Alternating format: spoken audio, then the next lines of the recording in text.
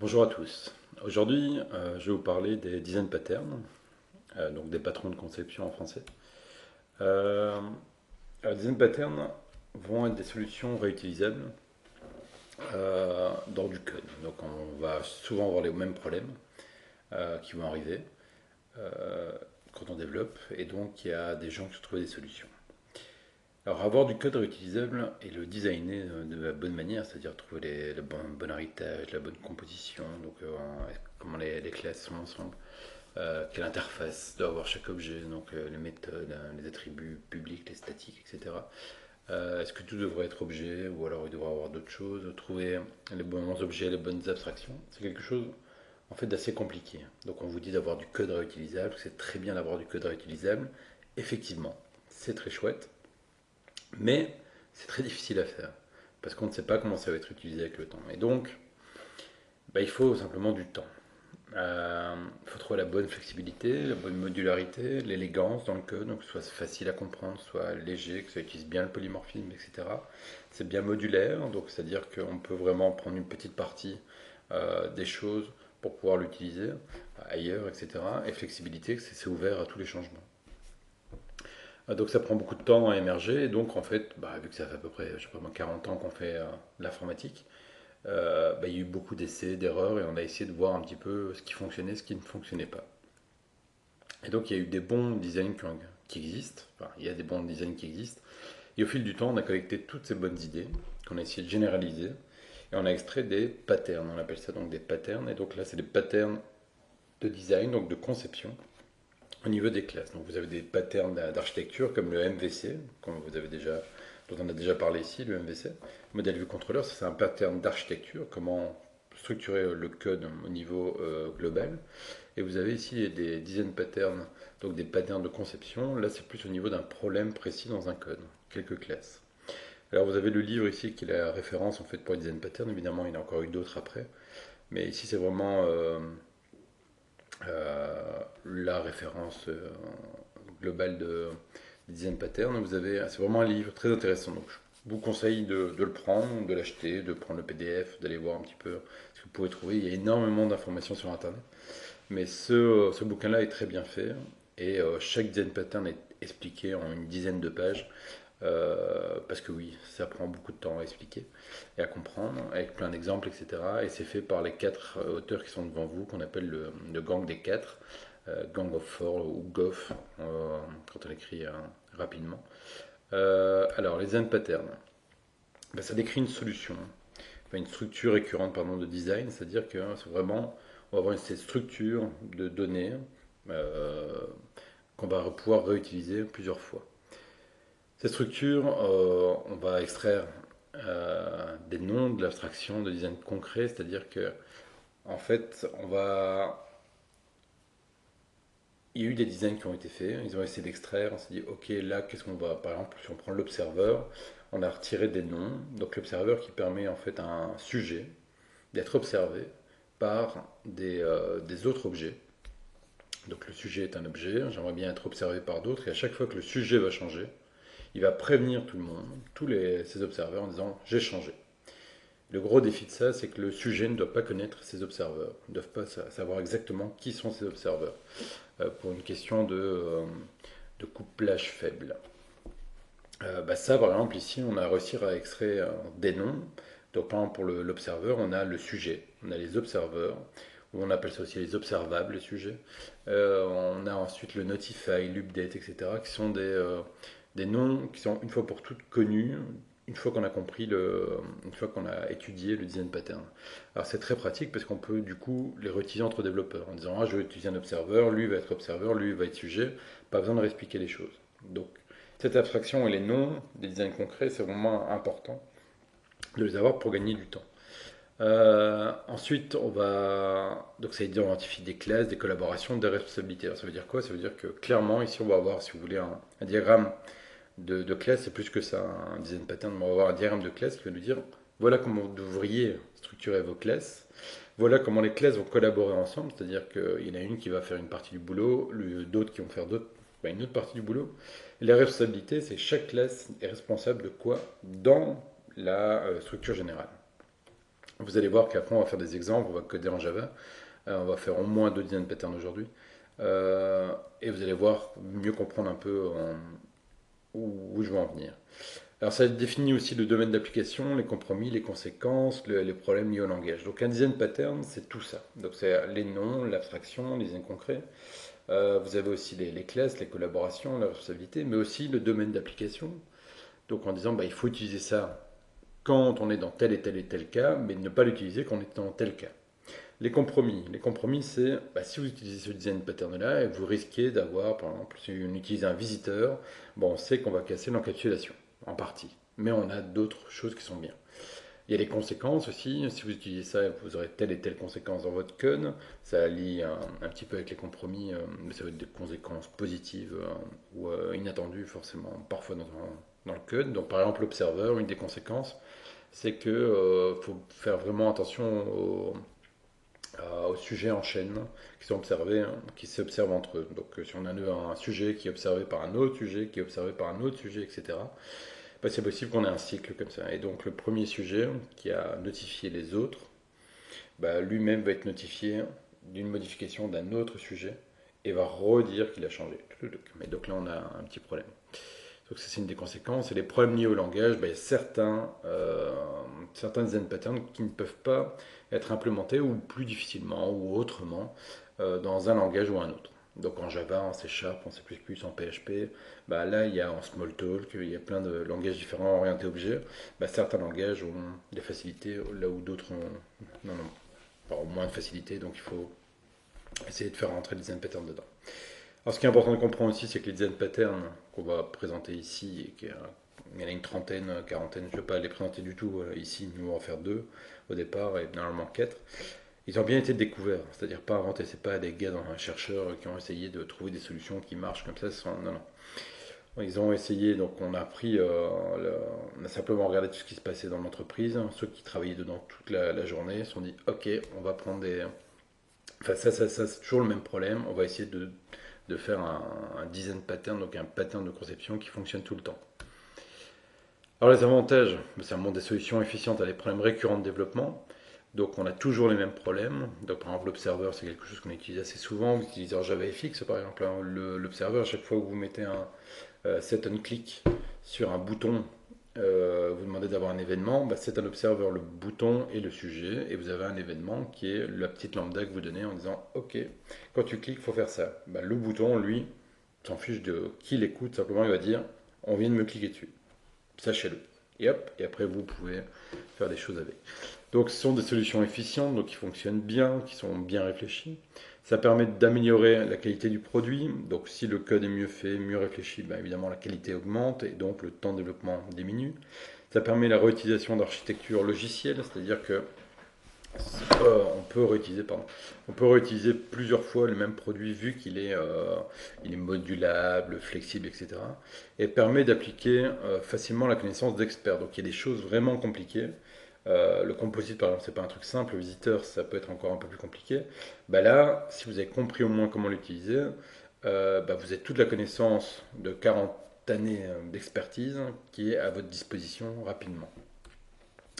Alors, ce qui est intéressant aussi avec les design patterns, qu'il faut bien comprendre, c'est qu'un design pattern n'est pas un framework. Donc, c'est pas un ensemble de classes qu'on va vous donner en disant, bah voilà, c'est comme une librairie si vous voulez. Je vous donne une librairie, bah, vous pouvez l'utiliser. Un design pattern, c'est pas ça. C'est pas du code, c'est simplement une manière de penser. Donc, ici, si on traduit un peu la phrase, c'est chaque pattern va décrire le problème, donc un problème plutôt, qui arrive tout le temps. Donc on a tout le temps le même problème, le même type de problème qui arrive, évidemment pas dans les mêmes situations. Vous faites un jeu en 3D, ou vous faites une interface web, vous faites autre chose, vous avez les mêmes problèmes qui arrivent. Donc ici, par exemple, l'observeur qui est utilisé, on va voir le singleton, le composite, etc. Donc c'est le pattern décrit un problème qui arrive tout le temps, et le design pattern va vous donner le corps de la solution, donc le cœur même de la solution en disant, bah, pour ce problème-là, voilà la solution qu'il faut faire. Mais la solution, c'est pas du code pur.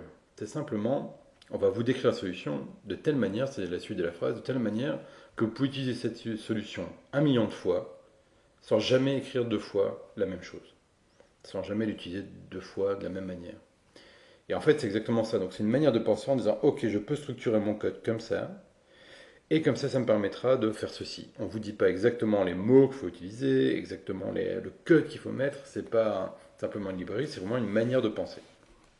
Et donc, je vais vous montrer des codes ici, mais évidemment, il faut l'appliquer ailleurs. Alors, il y a dans le design pattern 4 éléments importants. Il y a le nom du pattern, qui permet de définir le vocabulaire, la description du problème, quand est-ce qu'il faut l'utiliser, la description de la solution, qui est très générique, comme je viens de vous le dire, donc c'est pas une solution en code, c'est vraiment très générique. Les éléments qui font le design, donc les classes, les relations, responsabilité, collaboration, etc. Et finalement, toutes les conséquences. Donc moi, je vais vous montrer ça ici dans les slides. Euh, les design patterns, donc je vous l'ai dit, il y en a 30, 40, il y en a de plus en plus. Chaque année, il y en a au moins un en plus. Enfin, je pense, il faudra aller voir, mais j'en ai vu un encore passer la semaine passée. Euh, Parce qu'il y a des nouveaux problèmes et donc on trouve de nouvelles solutions génériques. Vous avez trois types de design patterns, donc on peut les ranger dans trois catégories si vous voulez. Tout ce qui est lié à la création. Donc la création, c'est tous les design patterns qui se focalisent sur la création des objets. Donc les objets peuvent être créés et donc vous faites un new, comme vous avez l'habitude de faire des new. Ici, on pourrait, par exemple, on va avoir le singleton qui est un design pattern très simple qui dit, bah voilà, comment réussir à avoir une seule instance d'une classe, donc pas deux, pas trois, pas zéro, enfin il pourrait en avoir zéro, disons pas plus qu'une, à tout moment dans mon système. J'en veux qu'une seule. Ben ça, c'est un design pattern qui est lié à la création. Je veux qu'il y ait qu'un seul new qui soit fait. Vous allez voir que c'est très simple, c'est pas compliqué à mettre en œuvre. Vous avez des design patterns de structure, comme le composite, qui permet donc de se focaliser sur la composition des classes pour former des structures plus larges. Donc là, on a des classes qui sont un peu, qui sont pas forcément liées ou qui sont mal liées, et simplement on va essayer de les restructurer pour avoir quelque chose de plus simple, même si c'est plus grand. Ok, on va voir un petit peu ça maintenant avec le composite pattern. Et le comportement, le comportement c'est comme l'observeur, donc évidemment il y a une structure aussi à faire, mais là ça va se focaliser sur l'algorithme, l'attribution des responsabilités entre les objets. Donc ici je vais dire, ok, d'un côté il y a l'observeur, et de l'autre côté il y a une structure, il y a le sujet, voilà les responsabilités, et voilà ce que va faire l'observeur. Donc là il y a du comportement, c'est plutôt le comportement qui nous intéresse. Donc on peut les classer comme ça par trois parties, c'est assez intéressant. Si vous avez un problème de création en disant je ne sais pas comment créer ces objets-là, ou alors je sais pas, j'ai 10 000 paramètres là à passer dans mon, j'en ai pas 10 000 mais disons j'ai 15 paramètres à utiliser dans mon constructeur, comment je peux faire? Il y a le Builder Design Pattern par exemple, qui vous permet de faire une meilleure création, etc. etc. Donc c'est toujours bien de savoir un peu, aller voir les design patterns. Alors il y en a plein, j'en ai montré. Ici, il y en a 12, 10, 4 fois, voilà. Donc là, il y en a 11, et il y en a encore une dizaine ici dans le bouquin qui est présenté, mais pour aller encore en voir d'autres sur Internet. Donc il y a le singleton, l'observeur, le composite, le visiteur. Donc ce sont des choses qu'on verra normalement ici. Aujourd'hui, on va s'attarder sur le singleton et le composite. Ensuite, il y a le proxy, voilà, oui. Donc l'abstract factory qui permet de créer des objets. Donc on va déléguer la création d'un objet à un autre objet. En disant, voilà, crée-moi des objets pour moi. C'est comme si j'avais envie de créer des objets. Je demande à l'usine de me produire des objets. Et je lui dis comment je veux ces objets-là. Donc ça, c'est un abstract factory. Le flyweight, c'est simplement quand vous avez un... Donc le poids plume en français, hein, ce design pattern permet de dire, je sais pas, prenez un texte sous Word. Sous Word, vous avez 10 000 fois, quand vous avez une thèse par exemple, vous avez 10 000 fois le caractère E. Est-ce que ça vaut le coup d'avoir un objet enfin 10 000 objets qui sont à chaque fois pour dire c'est un E, c'est un E, c'est un E. Peut-être qu'on pourrait séparer les choses en disant il y a un E d'un côté, oui, j'ai l'information, ça j'ai pas besoin de la retenir 10 000 fois, mais la position j'ai besoin de la retenir parce que c'est pas la même dans chaque page. Donc il y a toute une suite de deux choses. Et donc ce que je vais faire, le style par exemple qui pourrait être réutilisé sur plusieurs choses, je vais simplement rendre mon code plus léger, enfin mon programme plus léger. Donc en ayant moins d'objets. C'est pour ça qu'on appelle ça le poids plume. C'est comment réussir à diviser les objets pour garder l'information qui est importante seulement à un endroit et rationaliser, si vous voulez, le nombre d'objets pour tout ce qui n'est pas directement lié à un endroit. Donc voilà, minimiser le nombre d'objets. L'adaptateur, ça permet on a une ancienne version d'un code et on a une nouvelle version et on peut adapter un ancien objet vers vers un nouvel objet en mettant comme ça, sans changer directement l'objet. On peut faire une sous-classe par exemple, etc. et voir comment on peut gérer ça. La chaîne de recevabilité, c'est à chaque fois on va demander quelque chose à un objet, il dit moi je sais pas le faire, mais peut-être que lui, le prochain sait le faire. Et donc on va faire une espèce de chaîne comme ça pour le faire. Factory méthode qui permet aussi de la création. Et la façade qui est quelque chose qui permet de scinder le code en plusieurs parties en disant bah voilà, on a tout un code qui est un peu compliqué à utiliser. Je vais mettre une classe juste devant et dans cette classe, je vais mettre quelques méthodes qui vont aller gérer tout le problème qui est derrière. Et tout le reste du code, donc qui est avant ce package-là, va utiliser cette classe-là, donc cette façade, pour parler au design qui est après, donc aux classes qui sont après. Ça permet d'avoir un code qui est plus lié à cette façade et cette façade est liée au reste. Et donc il y a un couplage entre les deux. Il y a plus de simplicité au niveau de la façade et de l'accessibilité au code qui est derrière, parce que c'est beaucoup plus simple à utiliser une façade, donc un seul objet, plutôt qu'utiliser un ensemble d'objets. Je sais pas, il y a peut-être 10 classes derrière qui font le boulot. Et là, la façade permet juste de dire, bah, demande-moi, et puis moi, je vais distribuer derrière. Okay, c'est un peu comme une façade de maison, où au lieu de dire, ok, je suis le facteur, je dois aller porter une lettre, et je vois que c'est pour une fille qui s'appelle Julie. Alors je vais rentrer dans la maison, je vais chercher sa chambre, et une fois que j'ai trouvé sa chambre, je vais sur le bureau, je lui pose la lettre, et puis je ressors. Évidemment, on ne fait pas ça, on passe par la façade, on met dans la boîte aux lettres, et après à l'intérieur de la maison, ça fonctionne. Ben là, c'est un peu la même idée, c'est pour ça que ça s'appelle une façade, c'est se dire que on va parler à une façade, et la façade va déléguer au reste derrière.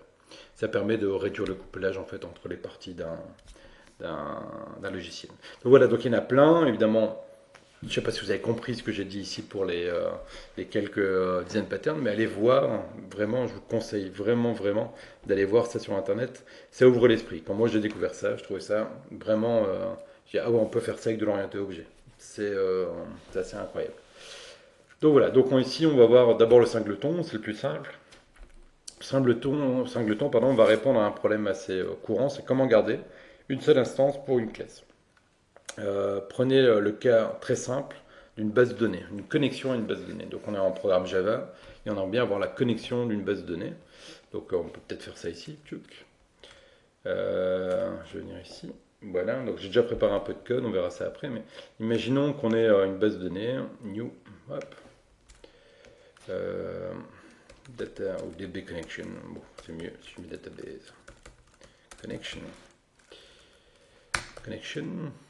Ouais, connection, voilà. Database connection. Je vais agrandir un petit peu. Donc ça, par exemple, je sais pas, je pourrais dire, j'ai un booléen, hop, is connected, voilà, qui a faux au départ, voilà, qui est protégé, voilà, et je vais créer un petit constructeur, voilà, qui ne prend rien en paramètre, et je vais créer un switch ici, un public, un toggle, pardon, void toggle connect. Voilà. Donc là, ça fait vraiment rien d'intéressant. On a le mode de se connecter à une base de données, etc., etc. Hop, hop, le toggle ne doit pas faire ça. On doit plutôt faire is connected. Voilà. Et là, j'ai un getter, hop, is connected, et tu retournes is connected. Voilà. Donc ici, on a donc bien une connexion. Alors, ce qui m'importe maintenant, c'est que dans le main, qui est ici, ou n'importe où dans le code, j'aimerais bien avoir cette base de données. Et donc, ce que je vais faire, c'est dire, bah, j'ai une base database connection égale new database connection, voilà. Donc là, c'est tout à fait un objet normal, et je peux demander de faire un connection, hop, toggle connect pour se connecter. Imaginons que je fais du code maintenant, je sais pas moi, j'ai une classe, etc., qui va agir sur la connexion. Bah, je vais devoir soit la passer en paramètre, soit la mettre dans une variable globale, etc., ce qui va être assez moche. Et en plus, j'aimerais bien qu'on ne puisse plus maintenant faire une deuxième connexion. En disant non, non, j'ai pas envie d'avoir une deuxième connexion. C'est un choix, hein. Donc on pourrait très bien avoir plusieurs connexions en même temps. C'est pas ça que je dis. Je dis je décide, je veux absolument avoir qu'une seule connexion à la fois. Donc je veux interdire ceci. Donc ceci devrait poser un problème. Alors il y a différentes. euh, nous avons différentes manières ici de faire les choses. Donc on pourrait faire un compteur, on pourrait faire énormément de choses. Ce que nous dit le singleton, si on revient un petit peu sur l'élément, euh, alors je vais passer un petit peu, on dit bah voilà, la solution du singleton, c'est de faire, vous voyez, donc ça c'est, vous avez une classe, donc je ne peux pas montrer ici malheureusement, mais vous avez à gauche, vous avez qu'une seule classe qui s'appelle singleton. Le singleton, bah moi, pour moi ici, la classe que je veux rendre singleton, c'est-à-dire qu'il y a une seule instance maximum là-dedans, bah moi c'est database connection, donc va falloir que je remplace déjà ça. Et on me dit quoi? On me dit que, bah, en fait, il va y avoir getInstance, qui est une méthode publique ici qui renvoie un objet de type singleton, donc moi database connection. Elle est statique. Alors pourquoi elle est statique? Parce qu'elle est soulignée. Donc en UML c'est comme ça. Donc getInstance est statique. Et je vois aussi que je vais avoir une unique instance singleton à gauche là qui est statique aussi. C'est-à-dire que j'ai un attribut statique qui s'appelle unique instance qui est du type singleton. Donc moi database connection. Donc si je viens un petit peu dans mon code, ce que me dit en fait le design pattern, c'est de dire ok, il y a deux choses statiques. Je vais avoir besoin d'un database connection singleton. Là, on peut encore une fois l'appeler comme on veut, il n'y a aucun problème. Alors, on peut aussi souvent l'appeler instance en fait. Vous voyez que dans les slides, il est marqué unique instance.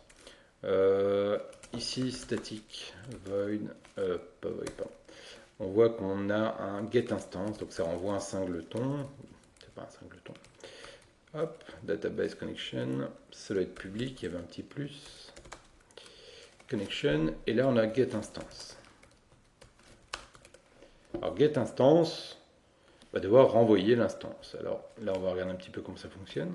Ici vous avez getInstance, si vous avez le code en fait qui est ici, qui est écrit de manière un peu en pseudocode.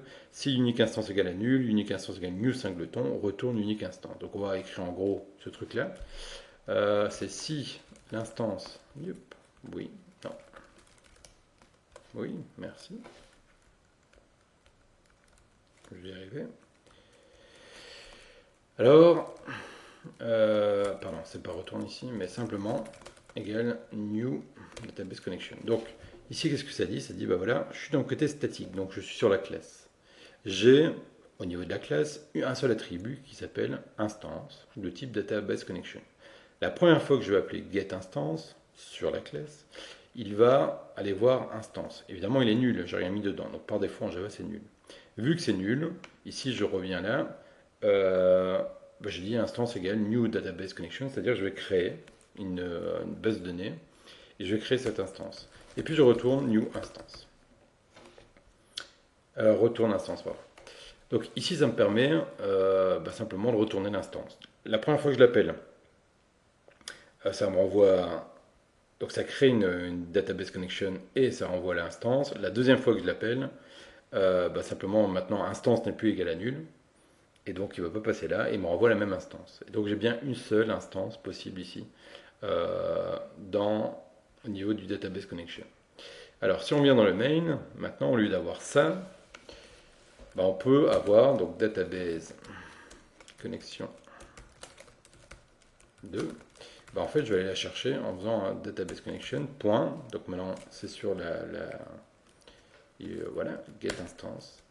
Donc je peux demander l'instance courante de database connection. Une fois que je l'appelle, hop, donc si je fais ceci, clairement, si je compare les deux, j'aurai exactement la même chose. Donc connexion 2 est égale à connexion 3. Alors il y a quand même un problème. Pourquoi il y a un problème? Parce que rien ne m'empêche de continuer à faire ça. Donc là, je vais en créer un, puis je vais encore en créer un, et puis là, il va en créer un à l'intérieur, et là, il va m'envoyer le même. Mais je n'ai pas empêché du tout, ici, de faire une connexion. Donc pour faire ça, ce qu'on va faire, c'est rendre notre constructeur protégé. En faisant ça, on peut toujours créer un objet, dans la classe elle-même, mais on ne peut pas le faire à l'extérieur. Et donc par exemple ici, oh j'ai des bêtises, en Java, protected, au niveau du package, on peut toujours y arriver. Donc protected n'est pas une bonne idée, c'est private. Voilà. Donc là, voilà, il devrait plus être content. J'ai oublié de ça en Java. Vous voyez, c'est par rapport au langage aussi, il faut vraiment faire attention. Euh, donc ici, on ne peut plus du tout faire de news sur database connection, c'est interdit. On est obligé de passer par le get instance. Et donc ceci n'est plus valable. Je peux faire je vais juste mettre connexion maintenant. Et connexion.get, c'est pas ça, c'était toggle connect. Alors pourquoi c'est intéressant le singleton? Parce que de 1, maintenant j'ai gardé qu'une seule instance, et de 2, ceci c'est accessible publiquement, c'est-à-dire que j'ai un point d'accès à partir de n'importe où dans le code. Donc je pourrais très bien aller, ça n'a absolument rien à voir avec ce qu'on fait ici, aller dans cette classe-là, et puis je pourrais utiliser Database Connection. Ça marche tout aussi bien, c'est public, je peux y accéder, pour autant que la classe Database Connection évidemment est publique. Ok. Et donc ça c'est le singleton. Alors vous voyez que là je l'appelais getInstance, de l'autre côté il était marqué quoi? GetInstance. Moi j'ai l'habitude par exemple quand je fais des singletons, getInstance je trouve ça un peu lourd, et donc je le renomme plutôt moi en current, qui donne-moi un peu la database courante. Donc ici moi je trouve ça un peu plus joli à lire que ce truc-là. Donc vous voyez qu'on pouvait l'adapter. Alors rien ne vous empêche aussi de dire, je peux avoir 5 instances différentes, par exemple, de database connection. Et donc là, vous avez, je sais pas, une liste. Hop. Hop, database connection instance. Voilà, qui est une liste. Voilà. On pourrait initialiser directement. Alors je ne sais pas si on peut le faire ici en Java. Yep, array list. Directement ici dans la classe. Je vais importer. Et voilà, vous pourriez très bien dire, j'en ai 5. Hop, 6 size, voilà, est plus petit que 5. Alors, je vais encore ajouter instance.add, voilà. Et je retourne instance. Je prends mon get0 par exemple. Et on voit le premier élément. Ce qui ne sert absolument à rien ici, ça renvoie toujours au premier élément, mais on pourrait réfléchir à ce que ça envoie, je sais pas, que ça garde un pool comme ça de connexion courante, etc. Donc on peut l'adapter à ce qu'on a besoin vraiment ici. Donc je vais remettre l'instance par défaut, c'est plus facile à comprendre, pour quand je vous rendre le code. Voilà. Oups, j'aurais pas dû faire ça. Ok. Donc ça c'est le singleton. Alors ce qui est indiqué ici maintenant, c'est la suite du singleton. Donc ce qu'on a passé, c'est que la motivation, quand il peut avoir qu'une seule instance, on va l'utiliser ça. Là c'est la requête à la base de données comme je viens de vous le montrer. Utiliser une variable globale contenant une seule instance, c'est pas une bonne idée du tout de faire une variable globale. Donc par exemple ici statique, public, quelque chose qu'on peut changer. Pourquoi? Parce que on pourra, rien n'empêche la création de l'objet et on ne sait pas qui va pouvoir la changer non plus. Donc cette variable globale, normalement on peut y accéder, vu qu'elle est publique, on peut la changer et mettre une autre connexion dedans sans aucun problème. Et ici, l'idée aussi, c'est que il y a une encapsulation. Donc la classe doit contrôler sa seule instance. Si vous avez compris ce qu'on a fait, ici, il n'y a que database.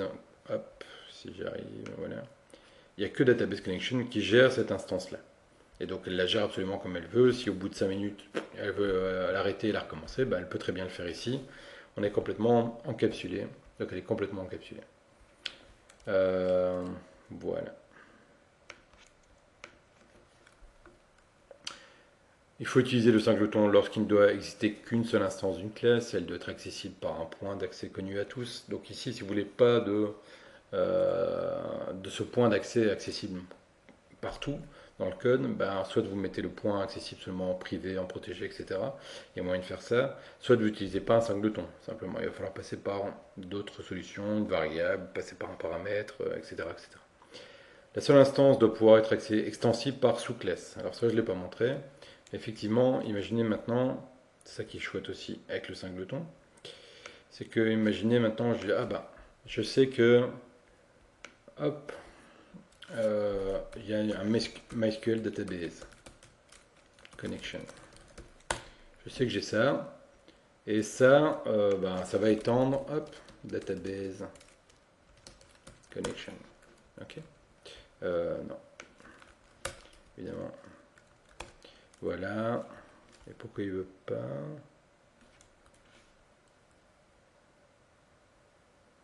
C'est ça, mais vous créez le moi, il n'y a pas de problème. T'as pas envie? Ok. Donc on va créer un constructeur. Ok. Protected. Non, non, private. Voilà. Ah, parce qu'il est privé, je peux. Ok. Mais il est privé, donc il veut pas. Ok. Donc en Java, j'ai oublié cette petite particularité, je suis obligé de mettre protected ici si je veux faire, ou alors il y a une autre subtilité. Mais là, ça veut dire que je dois mettre ça dans un autre package, par exemple. On va le faire. Ça, on est sûr de ce qu'on dit. Database. Voilà. Donc si je fais ceci, hop, refactor. Voilà. Donc je peux le rendre privé, j'ai pas envie. Donc là il est protégé. J'ai le main et maintenant je peux plus, si j'ai pas de bêtises, faire hop, new database connection. Donc voilà, vu que c'est protégé, c'est dans le package, je peux pas y accéder. Ok, donc je sais pas si vous m'avez suivi, mais en clair ici j'ai rendu le constructeur protégé comme je l'avais fait.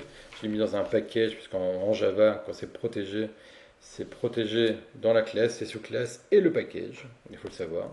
Et donc ça ici, bah, maintenant je peux y accéder dans la sous-classe qui est ici, ça c'est cool. Sinon, bah, il avait un problème pour pouvoir créer une database connection ici, enfin un MySQL. Alors pourquoi je vous parle de ça? Parce que ici, évidemment, on peut mettre bah, évidemment plein de codes qui concernent MySQL. Et là, en fait, je pourrais très bien avoir, je sais pas, imaginons que on cherche, il y a plein de manières de le faire et c'est peut-être sûrement pas la meilleure manière, mais imaginons qu'on mette un flag qui dit ici quelque part set use et je fais MySQL, voilà. Donc je vais créer évidemment cette méthode, s'il veut bien. C'est un peu du live, hein. Donc static use, voilà. Void, use, c'est un mot-clé? Non, c'est bon. Et alors je vais faire un petit enum, juste dans la classe ici, enum public, enum connection type. Et alors là je vais mettre MySQL, voilà. Alors ça utilise un connection type.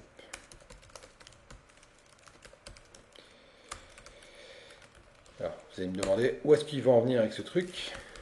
Ben ici, si je rends tout ça statique, donc j'ai un connection type que je peux utiliser. Hop, je pourrais faire default, MySQL, peut-être mettre tout en majuscule. Voilà, je pourrais avoir d'autres choses évidemment. Le type, ben, je pourrais faire, je vais peut-être mettre,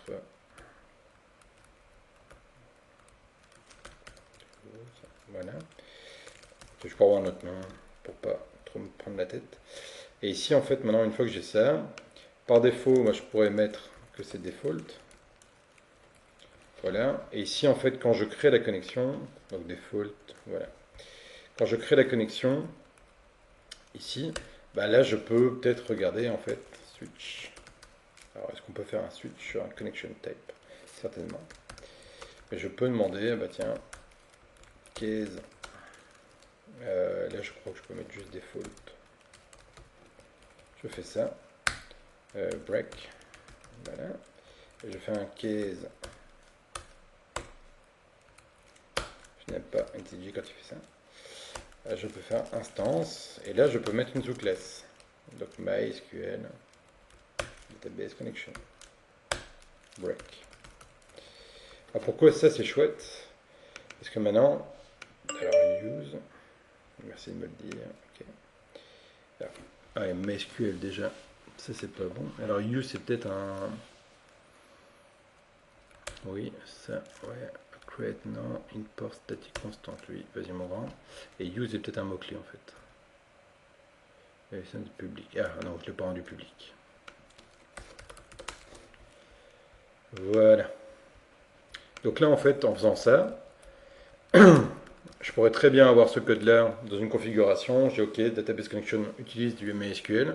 La première fois que je vais maintenant utiliser le current ici, bah en fait, il va me créer, il va venir ici, il va créer un MySQL. Et là, je vois aucune différence. Donc pour moi, je travaille sur une Database Connection. C'est la même chose, c'est la même interface. Et le code reste toujours actif. Donc on peut mettre du Postgres, etc. Vous voyez que cette petite particularité du singleton qui permet d'encapsuler complètement un objet, donc l'instance, permet aussi de faire du sous-classage, donc faire une sous-classe, pour pouvoir modifier automatiquement ce singleton. Donc c'est quand même assez bien pensé, hein. C'est assez cool comme truc. Voilà, et si vous n'avez pas tout compris, ben, relisez simplement le code et jouez avec, vous allez voir que ça fonctionne assez bien. Voilà, alors on va passer, je vais voir ce qu'il y a encore des choses. Donc ici vous avez ça, vous avez en clair des participants et collaborations, donc on vous dit comment utiliser et qu'est-ce qu'il faut mettre dans le singleton, ça définit une méthode d'instance, etc. Ensuite il y a les conséquences, par exemple le contrôle d'accès à l'unique instance, comme la classe singleton encapsule sa seule instance, ça peut avoir un contrôle strict sur comment et quand les clients y accèdent. Alors il y a un namespace réduit comparé aux variables globales, évidemment, là c'est que dans la classe qui définit singleton qu'on peut utiliser cette instance. Ça permet le raffinement des opérations, donc comme la classe singleton peut être sous-classée, une application peut alors être configurée avec une instance d'une classe dont vous avez besoin à l'exécution. Donc par exemple le MySQL Database Connection ici, là je l'ai sous-classé et j'ai changé le singleton derrière assez facilement. Permet un nombre variable d'instances, comme je vous montrais avec la liste, on peut être utilisé pour avoir un certain nombre de données. Les conséquences, c'est beaucoup plus visible que les opérations de classe. Donc si jamais vous avez une classe statique, c'est-à-dire une classe avec que des membres statiques, donc plein de méthodes, des attributs aussi statiques, là il faut peut-être se poser la question de savoir si c'est pas un singleton. C'est-à-dire que tout ce qui est statique devient pouf du côté instance de la classe. Okay, donc là, c'est plus statique. Et vous créez un petit singleton. Et à chaque fois que vous voulez appeler la méthode, vous créez d'abord le singleton. Enfin, vous appelez le singleton, donc vous mettez la classe, point, current, point, et là vous mettez le nom de la méthode. Et ça permet en fait d'avoir quelque chose de plus orienté objet et pas du fonctionnel, parce que là vous allez avoir, enfin du procédural plutôt, du procédural, parce que là, si vous avez tout en statique, c'est comme si vous aviez rangé plein de méthodes et quelques attributs dans une classe. Mais c'est pas de l'orienté objet, c'est du procédural mis dans une classe. Donc là, vous avez un exemple que je vous laisse lire. Et voilà, et là, c'est pas. Voilà, quand vous a, pour limiter la mémoire, par exemple, ça peut être bien lorsque plusieurs instances ne sont pas nécessaires, vous pouvez limiter la mémoire. Donc on va attaquer maintenant sur le composite. La question qu'on se pose avec le composite, c'est comment gérer le tout et les parties de façon transparente. Alors il arrive souvent qu'on se retrouve avec un code, et c'est particulièrement vrai à mon avis dans votre projet, c'est pour ça que je montre celui-là, qu'on ait des parties, c'est-à-dire des objets qui fonctionnent très bien séparément, et puis on a des groupes d'objets qui doivent fonctionner aussi, et parfois on a même des groupes d'objets. Du genre, on a un rectangle, un carré, puis donc ça fonctionne bien, on peut les bouger par exemple séparément, et puis on pourrait prendre les deux, le rectangle et le carré, ou le trait, le texte, etc. Prendre les deux et on veut les bouger. Donc on a un groupe d'objets, et quand je bouge le groupe, les objets intérieurs doivent bouger. Mais je pourrais aussi, comme sur Photoshop par exemple, regrouper ces choses en disant je les sélectionne, je fais un groupe, et puis je sélectionne ce groupe plus un autre objet ou un autre groupe. Et donc là j'ai un groupe composé d'un sous-groupe composé de deux éléments, et puis j'ai dans le premier groupe un élément. Et quand je bouge le tout, tout doit bouger. Et ça, ce problème-là, on le retrouve assez régulièrement dans plein de choses différentes. Donc par exemple, si vous avez un arbre, c'est il y a une tête et puis il y a des éléments en dessous. Ces éléments sont composés d'une tête et puis des éléments en dessous. Ok. Et donc on a un tout et des parties. Ici, dans le composite, il va y avoir ce qu'on appelle des composants et des composites. Les composants sont les éléments qui sont à l'intérieur. Le composite est l'ensemble de choses, l'ensemble de composants. Il va y avoir un dernier vocabulaire, c'est la feuille, donc leaf. La feuille ici, c'est quand un élément ne peut pas être composé d'autres éléments. Donc un composite est composé de composants, et ces composants vont être composés de plein de composites. C'est difficile à comprendre, mais on va y aller. Alors au lieu de regarder un peu les slides, on va commencer par un exemple, et je pense que ça va être un peu plus percutant. Alors j'ai codé un petit truc assez mal, exprès. Ici j'ai pris donc le choix de faire une petite application sur un folder, un fichier et un link. Donc j'aimerais bien, donc c'est pas du tout lié à mon OS, ni à mon file system, c'est vraiment juste dans la mémoire dire qu'il va y avoir des répertoires. Ces répertoires sont composés de fichiers, les fichiers sont composés de rien du tout, donc là ce sont plutôt des feuilles. Un lien est un lien vers un fichier, donc c'est le lien symbolique, etc. On va faire quelque chose de très simple. Et on a finalement le dossier qui peut être composé de sous-dossiers, qui peuvent être composés de sous-dossiers, qui peuvent être composés de fichiers ou de liens, etc. Et donc, pour faire simple, qu'est-ce que j'ai fait? J'ai fait comme on le coderait assez rapidement, j'ai fait un fichier qui a un nom, qui a une taille. On voit que le fichier a un constructeur nom et taille. Et ici, j'ai un getter, un accesseur qui permet d'avoir la taille. Ici, pour un lien, j'ai un nom.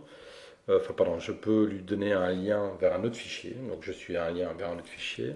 Alors, si je dis pas de bêtises, en fait, sur Unix, vous pouvez changer de nom, en fait. Donc là, je pourrais aussi avoir un string name. Donc, string name, et puis le nom du fichier. Enfin, le fichier, pardon, carrément. L'objet vers lequel on pointe, name. La taille, c'est 0. Et puis on a get linked file. Mon accent n'est pas merveilleux.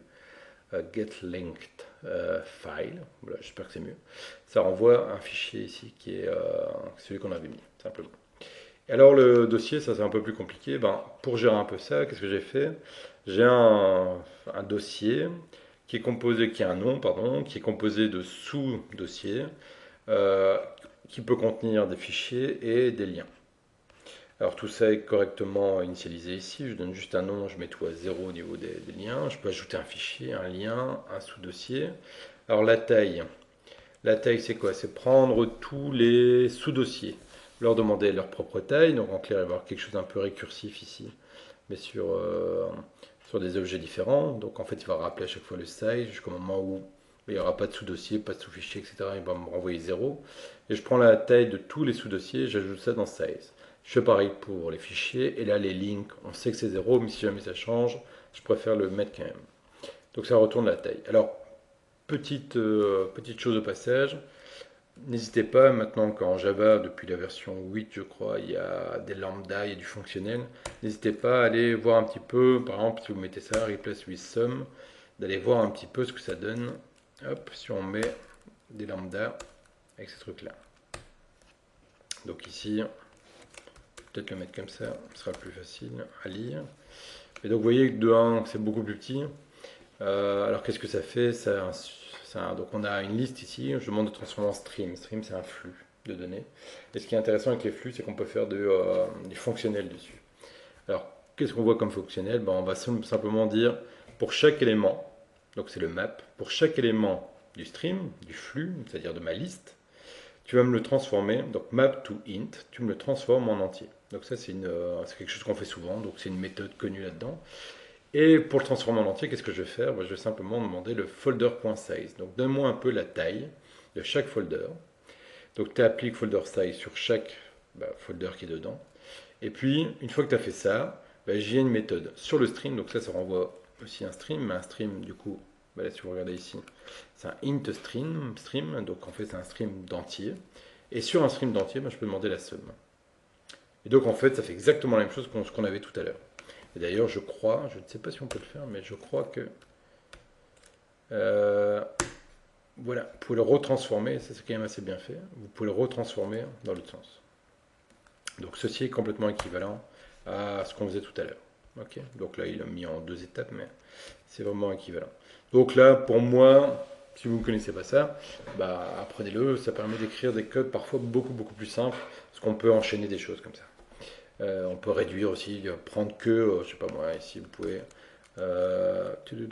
filtrer, voilà, vous pouvez filtrer, et là vous allez avoir, je sais pas, un entier qui est chaque fois en entrée, et c'est si i est plus grand que 5.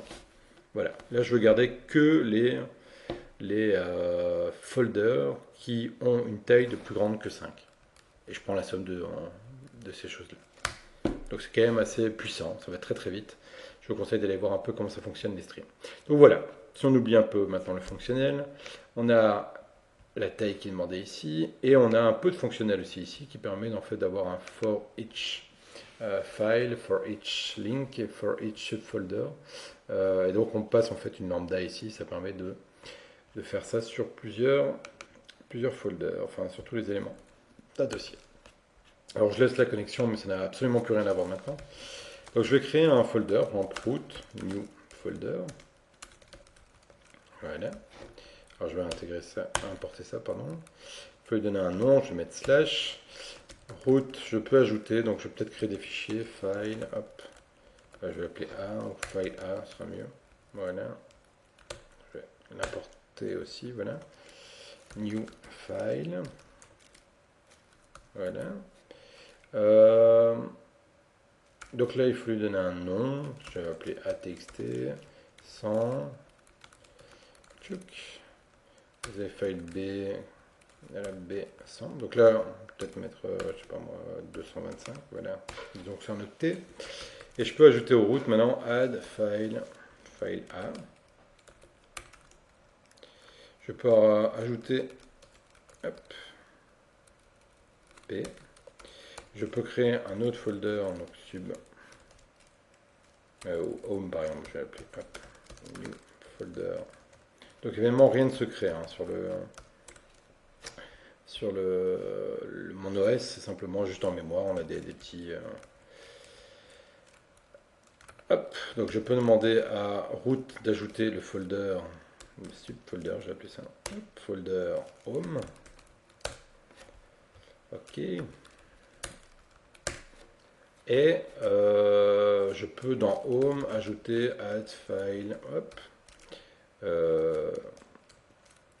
new file test, voilà, 56. Ok. Donc j'ai une arborescence, ici j'ai le root dans lequel il y a deux fichiers, plus un dossier, home, et puis il y a les sous-dossiers. Enfin, dans le sous-dossier home, il y a le file test, je vais mettre .txt aussi, ou .md, allez, on s'en fout. Ça c'est bon. Donc maintenant, qu'est-ce que je peux faire? Je peux très bien, par exemple, faire soaked root.size. Alors ça c'est très chouette. Normalement ça devrait fonctionner, tu devrais faire 100 plus 225 plus 56 si mes petits trucs fonctionnels fonctionnent. Donc on va voir. Le suspense est total.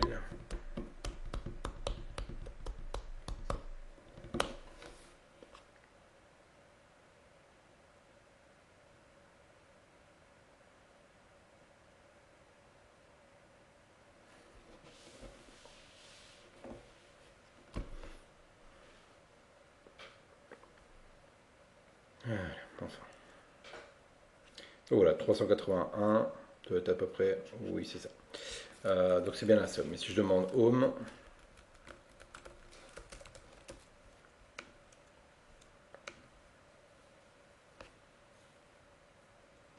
ça devrait être 56. Ok.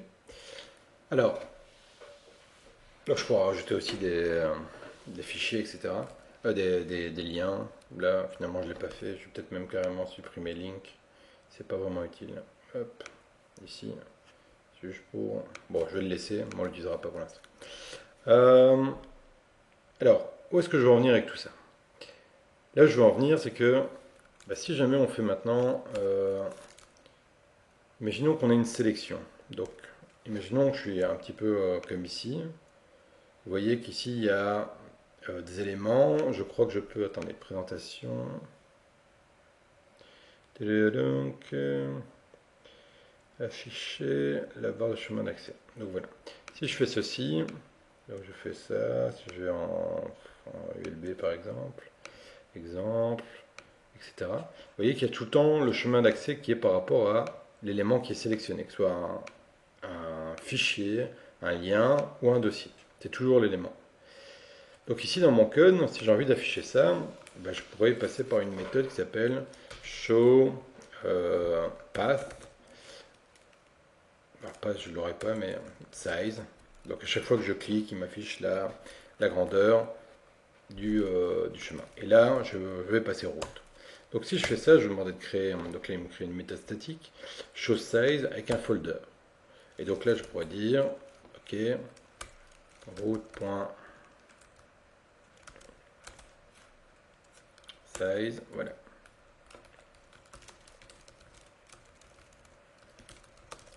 Et deux, hop, route size. Alors route, c'est peut-être pas une bonne idée de laisser ça là, parce qu'on va peut-être pas forcément, hop, j'aurais dû faire un petit refactoring, c'est pas très grave. Donc je peux faire ça aussi sur le home. Alors il y a quelque chose de sympa ici, c'est que un folder déjà est composé d'autres folders. On a une espèce déjà de composition, c'est-à-dire qu'un composite est composé de composants. Donc un composant ici est un folder qui va être composé lui-même de composite, qui est un composant. Donc un dossier est composé de dossiers. Donc ça c'est super et on voit que ça fonctionne. Par contre, si je regarde un petit peu comme ici, si je clique sur un fichier, ça fonctionne aussi. Donc je pourrais avoir show size. Et là on avait, comment il s'appelait, le fichier file A. Là ça ne fonctionne pas évidemment. Pourquoi ça ne fonctionne pas? Parce que file n'est pas un folder. Et donc ça c'est vraiment pas top.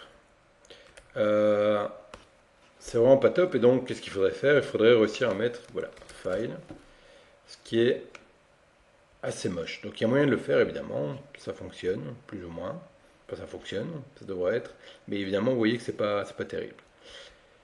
C'est là où intervient maintenant le composite pattern. Le composite pattern se dit, enfin, la question qu'on a de base, c'est comment gérer le tout et les parties de façon transparente. Donc je ne veux pas, quand je clique sur un fichier, quand je sélectionne un fichier ou je sélectionne un nœud, je ne veux absolument pas savoir qui est un nœud, qui est un dossier. Je veux simplement demander la taille qui me l'affiche. Pour faire ça, ce que dit le composite pattern, c'est il faut utiliser une structure un peu complexe, c'est pas si complexe non plus, on va voir ça, qui est la suivante. Voilà, hop, pardon, là ça c'est encore la motivation. Voilà à quoi ça devrait ressembler. Donc là on a un composant qui... un composant, ouais, et un composite. J'ai dit l'inverse tout à l'heure, à chaque fois je me trompe, désolé. Donc un composant est composé, donc un composite est composé de composants. Je suis vraiment étonné. Bon, bref, c'est pas grave. Donc on a le composite qui est ici en bas. Un composite, ça va être par exemple notre folder. Le folder est composé d'autres folders et de fichiers. Donc ici, qu'est-ce qu'on va avoir? Enfin, que nous dit le composite? Le composite, là où c'est intéressant, c'est qu'on va dire, si tu veux que le client ici, donc le code client, donc c'est pas vraiment un client, c'est un code client ici. Donc par exemple notre main dans notre cas. Ici, on va voir, donc le leaf, c'est par exemple le fichier. Ça, c'est la feuille. Le composite, ici, c'est notre folder. Le folder, il y a des opérations comme la taille, etc. Si je veux pas avoir de différence entre les fichiers et le folder, il faut mettre une interface commune en dessous. Et c'est ce qu'on a ici, c'est le component. Le component et l'interface au-dessus, vous voyez que tout est en italique, ça veut dire que tout est abstrait, n'est pas défini. On va simplement avoir une interface qui dit, les deux peuvent demander la taille, ils ont un nom, etc. Donc on va mettre tout ce qui est en commun, le mettre au-dessus. Et tous les deux vont hériter de cette classe, parce que ça va être une classe abstraite. Ils vont hériter de cette classe. Et cette classe, donc les deux vont hériter. Et on va utiliser cette classe par le client. Donc le client, lui, va avoir simplement cette classe. Donc pour que ce soit un peu plus simple, on va aller dans le code. Donc si j'ai envie, de faire exactement le composite, je vais faire un new Java class, et j'avais besoin d'avoir une classe abstraite pardon, qui est entre fichier et folder, donc quelque chose qui est au-dessus d'eux. Ici, en Unix, souvent on appelle ça des nœuds. Donc les fichiers sont des nœuds, les folders, donc les répertoires sont des nœuds aussi, et les liens sont des nœuds. Et donc on va créer des nœuds. Des nœuds, je vous ai dit, ça va être une classe abstraite, abstract class.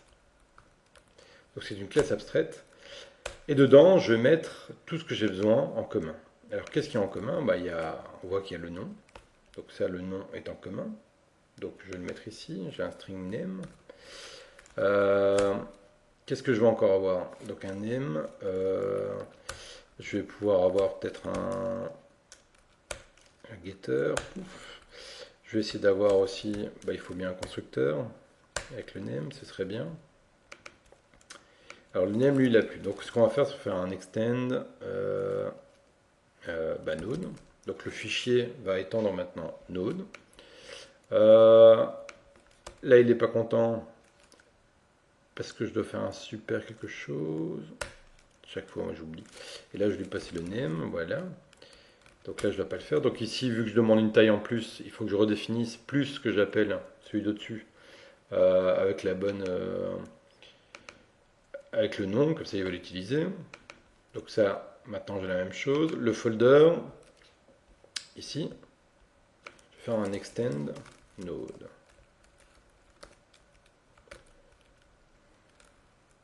Alors string name, ça c'est bien le bon, sauf que je dois faire un super name. Voilà. Donc là il faut que j'appelle l'autre ici, qui va me mettre sur le... Hop, il faut que j'enlève ça. Voilà. Protected. Je l'ai bien protégé. Oui. Et donc, ici, c'est juste de l'héritage. Donc ici, on n'a pas énormément d'avancées. Simplement, on a un folder. Là où c'est chouette dans le main, c'est que maintenant, je peux utiliser des nodes. C'est quand même mieux. Node. Là, un nœud. Vous allez voir. Donc si je fais ça, import class. Oui, c'est bien ça. Je vais demander... Alors cette taille, je ne l'ai pas encore fait. Et pourquoi pas, on pourrait. Donc je pourrais demander la taille, je peux demander le nom aussi. La taille node.get name plus donc le nom et puis size. Donc ça on va mettre get size. Ici on pourrait très bien, vu qu'on l'a pas, simplement la déclarer en abstract, public abstract int get size. Donc il faut que tous les nœuds qui sont en dessous redéfinissent cette méthode là. Alors c'est pas get size, pardon, c'est size tout court. Donc folder redéfinit size, il n'y a aucun problème, mais ce serait même mieux, du coup de mettre un petit override, comme ça à la compilation il va bien vérifier qu'il y a bien une méthode size au-dessus. Et donc maintenant j'ai juste fait de l'héritage au-dessus. Ok, et donc c'est quand même un peu plus sympa, vous voyez que node.size, on a déjà ce qu'on voulait au départ. Il y a quand même quelque chose de très moche ici, c'est que dans folder, il y a toujours cette liste là ici. Donc on a une liste de fichiers, de sous-dossiers, etc. Donc c'est quand même assez moche. Et ce que nous dit le composite pattern, et c'est là où c'est, à mon avis, le point fort du composite pattern, c'est qu'on nous dit, le composite va être composé, donc ces petits losanges que vous avez à côté, ces enfants vont être des composants, donc des components. Des components sont une classe abstraite. Donc nous, ça va être des nœuds, par exemple. Et cette classe abstraite ne va être instanciée que par des leafs, donc des feuilles, ou des fichiers, ou par des folders. Donc en fait, ici, ce qu'on nous dit, c'est il ne faut pas revenir sur les composites et les leafs, mais il faut rester sur les composants. Donc un composite est composé de composants. Donc c'est comme ça. Ah oui, donc je l'ai dit comme ça tout à l'heure, ça marchait, mais j'avais autre chose dans la tête. Donc un composite est composé de composants. Et donc on a bien ça ici, un composite est composé de composants qui sont eux-mêmes des composites, qui peuvent être soit des feuilles, soit des composites, etc. Donc c'est correct ce que j'avais dit tout à l'heure. Ça me rassure. Donc un composite est composé de composants. Ok, donc c'est un peu compliqué. Clairement. Donc ici, qu'est-ce qu'on va avoir? Bah, ici, ce qu'il faut, c'est... Ici, au lieu d'avoir le subfolder et les files, on va avoir un node. Hop. Alors je vais virer carrément les links pour l'instant. Donc je vais les supprimer d'ici et je vais les remettre après. Bah, au lieu d'avoir des fichiers et des nœuds, je vais simplement avoir des nodes. Ici je vais faire un new node. Je vais oublier les fichiers. Alors on va faire add. Bah, c'est add node ou qu'importe. Node. Node. Et je vais faire node ici aussi. Hop. Node. Alors j'ai plus de fichiers, j'ai plus de dossiers, j'ai plus que des nœuds. Et les nœuds, bah, sont simplement, c'est bien l'interface qu'on a ici. Okay, l'interface abstraite. Et derrière ça, forcément, il y a soit un fichier, soit un dossier. Alors évidemment, ici, on a un problème. Alors, vu qu'on a un problème, il faut réfléchir. Alors, la solution, c'est juste de faire ça. Voilà, avec Node ici. Alors là, c'est plus difficile de comprendre ça en fonctionnel. Et donc, je vais peut-être revenir en loop. Donc ici, qu'est-ce qu'on va faire? Yep. Alors la somme plus somme, non, ça ne m'intéresse pas. Voilà. Voilà. Et on va réduire ça aussi en plus petit. Ici, voilà. Donc l'idée c'est quoi? C'est simplement qu'on va demander à chaque nœud sa taille. Et vu qu'il y a du polymorphisme en orienté objet, bah, le nœud est soit un fichier, et donc il va aller demander dans le fichier, enfin dans la classe fichier de faire un size, soit il va demander au folder, c'est-à-dire cette méthode-là, mais appliquée sur le sous-dossier qu'il y a dedans. Et donc ça réduit vachement les choses. Donc c'est là où on voit encore une fois la puissance du composite pattern, c'est que dans le composite, je parle aux composants, c'est-à-dire aux éléments qui sont dedans, sans me soucier si c'est un fichier ou un dossier. Je suis en train de lui dire simplement, vous êtes des nœuds, donne-moi ta taille, je sais que je peux appeler la taille, etc. Ici, évidemment, il faut changer ça. Hop, node. C'est vrai que je n'ai pas fait d'exemple avec ça. On pourrait montrer comment ça marche maintenant. Et voilà. Et donc ici, j'ai une manière de gérer ça. Donc j'ai un composite composé de nœuds, et ces nœuds sont soit un fichier, un dossier, un fichier. Or ceci, ben, si vous regardez un petit peu, donc il n'y a plus le add file, mais vous pouvez faire un add node. Ben, pour lui, ça fonctionne tout à fait. Donc maintenant, vous voyez que je m'embête même plus, donc je peux faire ça. Alors là où c'est super utile, c'est que par exemple, maintenant je peux dire node.sélection égale, hop, pardon, bah, c'est soit, là je suis en train de sélectionner le fichier A. Maintenant, la sélection, bah, c'est le root. Donc j'ai cliqué sur le root. La sélection, c'est le home. Et donc on peut mettre à jour comme ça à chaque fois, il y a afficher, c'est ce qu'on a ici au-dessus, hein, afficher bah, les nœuds qui nous conviennent. Là où c'est intéressant aussi, bah, c'est avec le link. Donc le link qui est ici, le link c'est quoi? Bah, c'est aussi un nœud, donc ça va être ici une autre feuille, donc on va l'étendre de nœud. Évidemment ici il faut le mettre à jour, donc c'est hop, c'est super, yep, name pour appeler le constructeur de dessus. Il faut lui donner le fichier, on a le size, etc. Et c'est tout ce qu'il faut faire. Donc maintenant en faisant ça, vu que link est un nœud, link peut être utilisé dans folder, et je peux ajouter, donc plus besoin d'ajouter un add link, etc. Je peux très bien dire bah, home.add node new link vers file A. New, pardon, ça va être mieux. Et link, je vais l'importer. Il faut que je lui donne un nom aussi. File A link.l. Voilà, qu'importe. Et voilà. Donc ici, je peux très bien faire ceci. Imaginons aussi qu'on veuille faire le listing maintenant. Le listing de tous les fichiers. C'est-à-dire que si je veux afficher, donc je peux vérifier déjà si ça marche.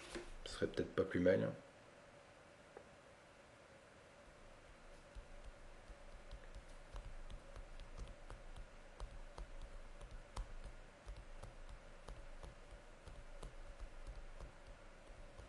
Voilà, donc ici la taille de A, à chaque fois oublier l'espace, on a bien les bonnes tailles qui sont affichées ici. Donc ça fonctionne vraiment très bien. Imaginez qu'on va lui montrer le listing. Ici, ce qu'on peut faire, donc il y a plein de manières de le faire évidemment, mais le listing d'un dossier, d'un fichier, etc. Qu'est-ce qu'on peut faire? On va y réfléchir. Pour chaque nœud, on peut utiliser ça. Donc, j'ai envie d'utiliser ce truc-là. Ou simplement, ici, je vais dire, OK, le listing, void listing. Je vais... qu'est-ce qu'on peut faire? Attendez, je réfléchis. Ça va afficher toutes les listes qui sont en dessous. Donc là, je pourrais très bien faire d'abord le nom. Je vais faire un getName. Ou name, simplement, en fait, parce que je l'ai. Name plus 2 points. Voilà, ça revient à la ligne. Qu'est-ce que je vais faire après? Pour chaque nœud qui est ici, pour chaque nœud, qu'est-ce que je vais faire? Je vais demander de faire un sort du nœud. Mais si c'est pas une très bonne idée. Ce que je pourrais faire en fait, c'est simplement sur chaque nœud, demander de faire un listing. Donc là, je suis un peu de récursivité. Et je suis encore une fois sur le nœud. Je vais dire, ben voilà, si j'ai des nœuds en dessous, ben ce serait bien que eux-mêmes puissent afficher les choses. Et donc, je vais ajouter cette méthode en abstrait dans Node, et je vais devoir évidemment la redéfinir maintenant dans File. Donc, si je fais ça, implémente méthode, je peux faire listing. Là, afficher un fichier, ben, c'est pas très compliqué, juste afficher le nom, File, deux points, hop, plus name, plus, entre parenthèses, la taille, plus kilobyte. Pourquoi pas? Ça donnera un petit cachet intéressant. Voilà. Et alors, hop, si c'est sur un lien, bah vous voyez qu'ici il va y avoir un problème aussi, forcément. Implement method, listing, file. Alors size non, mais je vais plutôt mettre link to. Et là, je vais demander le nom, par exemple, du linked file.get name, voilà, plus la parenthèse. En faisant ça, j'ai demandé simplement d'afficher le nom, puis de faire un listing sur chaque nom. Et là, c'est intéressant parce qu'encore une fois, je m'en fiche de ce qui est en dessous.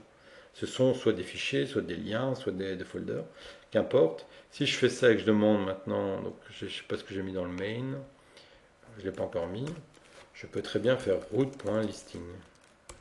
Si je demande de faire le root.listing, il va me lister tous les enfants qui sont en dessous de listing, de root, pardon. Donc je vais avoir le root, puis le fichier A, le fichier B, le home, et dans le home, je vais avoir le test.md.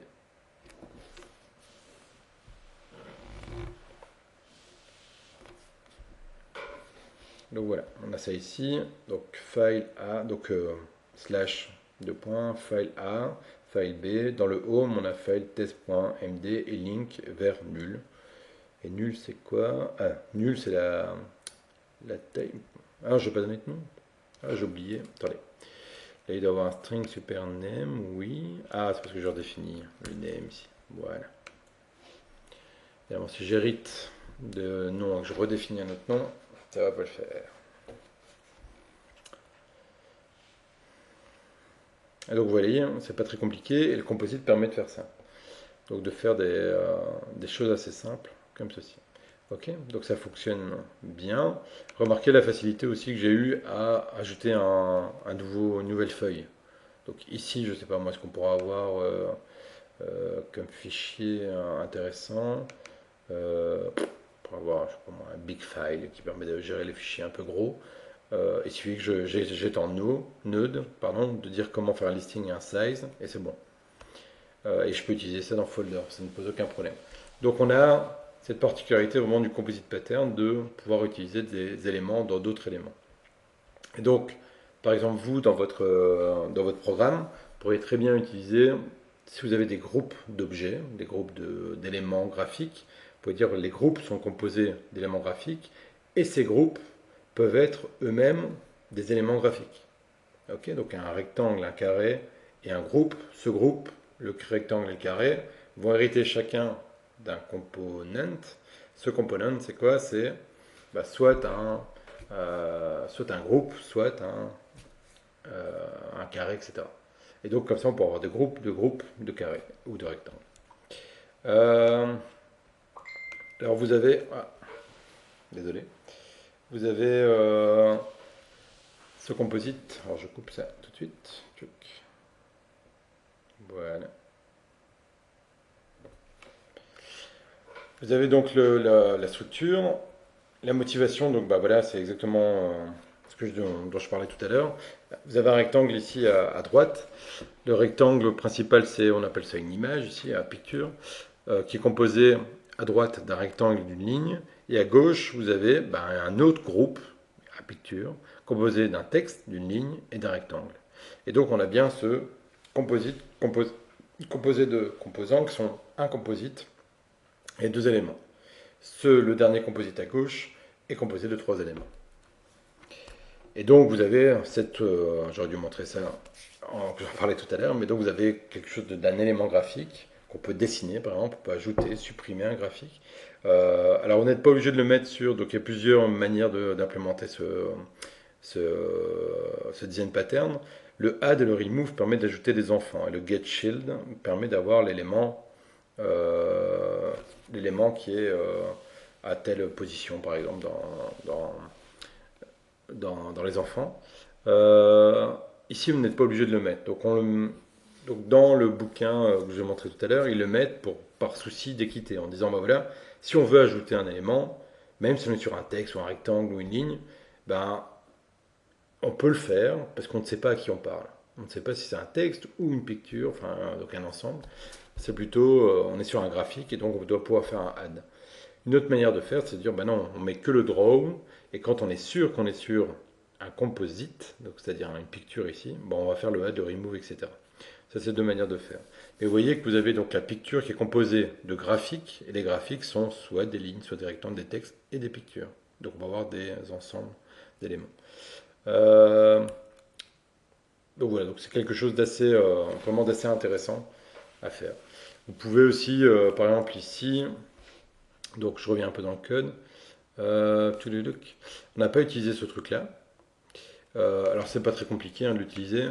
Donc ici par exemple on pourrait très bien dire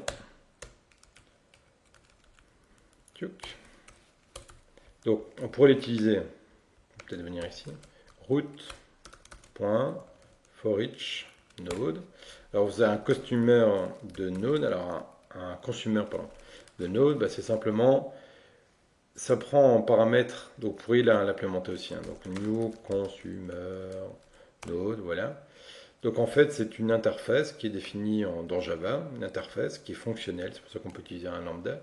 Et vous avez ici un accept, ce qui est la méthode à redéfinir, qui prend le type T, parce que c'est une interface générique, donc on peut mettre le type qu'on veut, et ça prend l'élément qui est ici. Donc moi ici, si je redéfinis ça en disant, bah voilà, pour chaque nœud, j'ai envie de faire un coag de ce nœud dans root, plus node.getName. Là, il va passer sur chaque élément. Ok. Alors, on peut changer ça en lambda pour avoir une écriture beaucoup plus courte. C'est pour ça qu'on a des interfaces fonctionnelles en Java. Vous pouvez demander de remplacer rapidement ça par une lambda. Et donc, vous avez cette lambda-là qui dit OK, je prends un nœud et je vais afficher ce nœud directement ici. Donc, en fait, il va créer quand même un objet d'une classe anonyme qui va créer automatiquement pour ça, et vous voyez que ça fonctionne assez bien. Là où c'est intéressant, c'est qu'encore une fois, on a des nœuds, on s'en fiche de ce qu'on a, on peut avoir des fichiers ou des liens.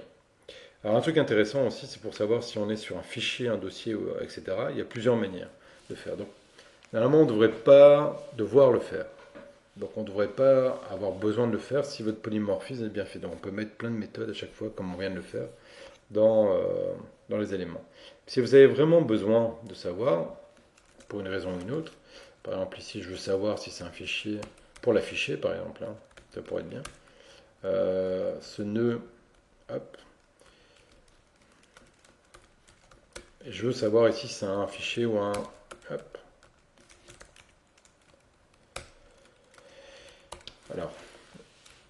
vais mettre éteint et je veux savoir si c'est un fichier, un dossier ou un folder. Alors il y a plein de manières de faire. Donc là je pourrais très bien dire get type string par exemple. Donc ça c'est possible de faire ceci. Hop.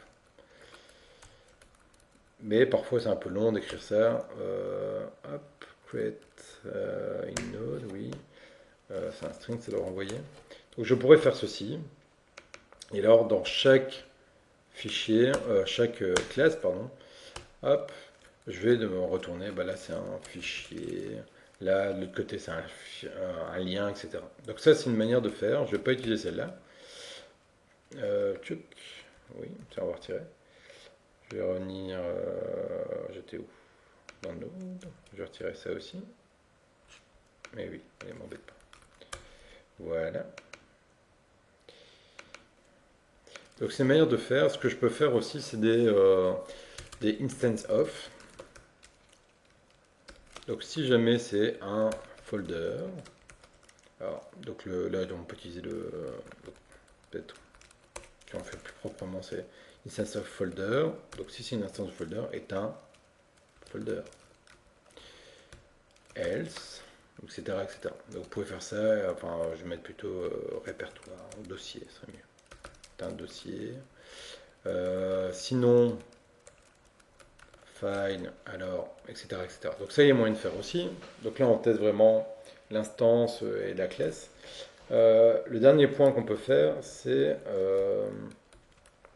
faire quelque chose d'un peu plus générique, donc sans passer directement par le get type string qui permet d'avoir juste le string du type. À chaque fois qu'on veut faire quelque chose, on fait du polymorphisme.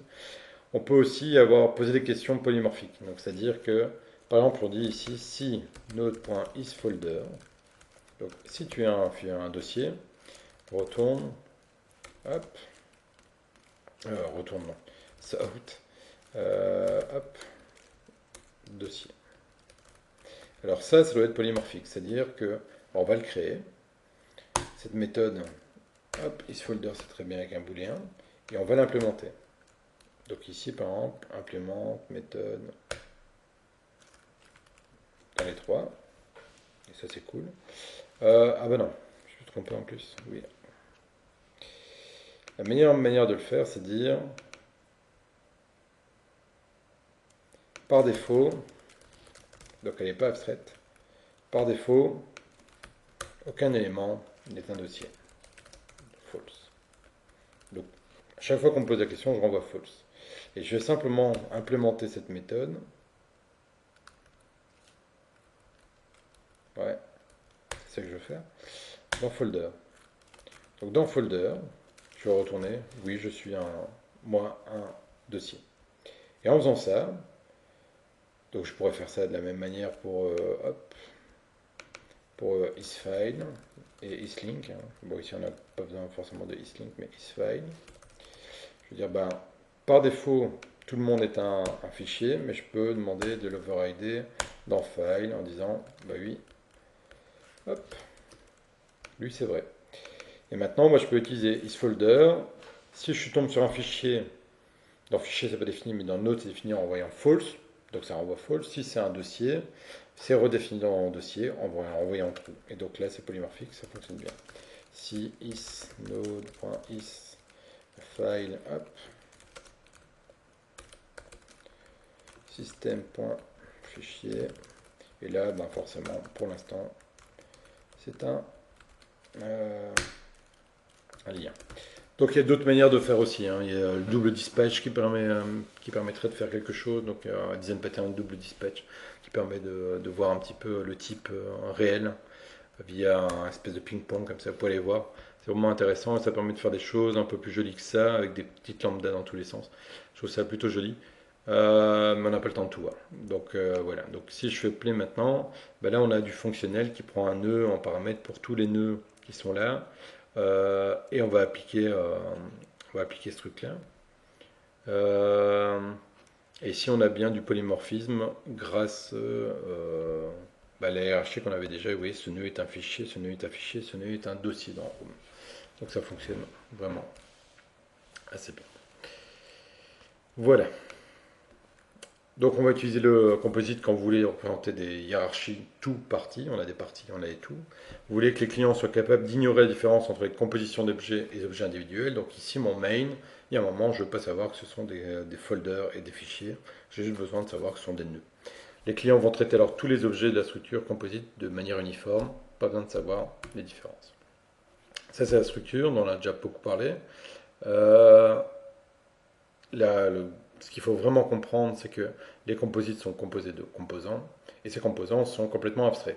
Et donc, on a soit des fichiers, soit des dossiers. Alors, vous ne confondez pas le design, enfin, le diagramme qui est à gauche et le diagramme qui est à droite. Le diagramme qui est à gauche est un diagramme de classe, et le diagramme de droite est un diagramme d'objet. Et donc, là, le diagramme d'objet montre simplement qu'on peut, à runtime, avoir uniquement des composites et des leafs, donc des feuilles. Le component ne peut pas être instancié, donc on ne peut pas le voir à droite. Et donc c'est pas du tout la même hiérarchie, c'est pas quelque chose qu'il y aurait en plus. Donc c'est vraiment quand on crée un composite, on a cet ensemble d'enfants, children ici, cet ensemble d'enfants qui sont soit des feuilles, soit des composites. J'espère que c'est clair. On nous dit maintenant comment il faut utiliser les components, le leaf, le composite, donc lisez ça tranquillement. Le client, en quoi il sert. Les conséquences, ça définit une hiérarchie de classes avec des objets primitifs, donc c'est les leafs, les objets composés, les composites. Euh, Ça permet de rendre le client beaucoup plus simple en fait, hein. Il va manipuler de manière uniforme les objets primitifs et composés. Le folder est lui-même un client pour les autres d'ailleurs. Création simplifiée de nouveaux composants. On a voulu avoir un nouveau link, bah, c'était très, très facile. Il faut faire attention de ne pas utiliser ça partout parce que ça peut rendre votre design trop général. Donc faites attention. Un des points importants pour les design patterns, c'est qu'il ne faut pas mettre des design patterns partout pour faire plaisir de mettre des design patterns. C'est vraiment quand on a un problème, qu'on voit que le code devient très difficile, qu'il est très difficilement changeable, on pourrait penser à dire ah tiens là le composite pattern pourrait m'aider à voir plus clair. Il ne faut surtout pas le faire pour me faire plaisir ou faire plaisir, enfin, ou faire de l'orienté objet pour en faire. Donc ici vous avez un exemple, vous pouvez regarder aussi, donc avec un ensemble de choses qui sont composées d'autres choses. Euh, alors c'est très répandu, on trouve ça un peu partout dans les systèmes OO. Donc voilà, donc pour cette semaine on va arrêter là. Donc vous pouvez encore regarder l'observeur et le visiteur, je vais vous laisser les slides. On verra si on a encore le temps de le faire, parce que la semaine prochaine, je vais vous passer énormément de temps à corriger vos codes que vous me rendez aujourd'hui en fait. Vous m'avez rendu il y a une demi-heure. Euh, je vais corriger tout ça et donc la semaine prochaine, il n'y aura pas de cours particulièrement, mais par contre, je vais vous envoyer à chaque groupe un ensemble, euh, un ensemble de codes, enfin de modifications à faire dans votre code. Voilà. Donc si vous avez des questions là-dessus, n'hésitez pas, vous m'envoyez un mail. J'ai pas dit qu'il fallait absolument utiliser le composite pattern dans votre projet, c'est pas ça l'idée, c'est que si jamais vous en avez besoin, et je pense que ça se prête assez bien ici, si vous avez certains problèmes, c'est-à-dire d'objets, pour utiliser ça, le singleton on peut l'utiliser aussi. Faites attention de ne pas mettre des singletons partout, c'est pas du tout l'idée. Il faut vraiment bien réfléchir. Donc si c'est juste des variables à passer en paramètres, mettez une seule variable. Les singletons, c'est utilisé uniquement quand on a besoin d'avoir un élément qui est accessible partout. Partout. OK? Et donc si c'est juste réussir à créer une instance et la passer, mais elle ne doit pas être accessible partout parce que ça n'a pas de sens, ben vous ne passez pas, vous ne passez pas par un singleton, vous passez simplement par une variable et vous le passez en paramètre. Voilà. Euh, donc voilà, n'hésitez pas à envoyer des questions par mail et j'y répondrai. Bon courage!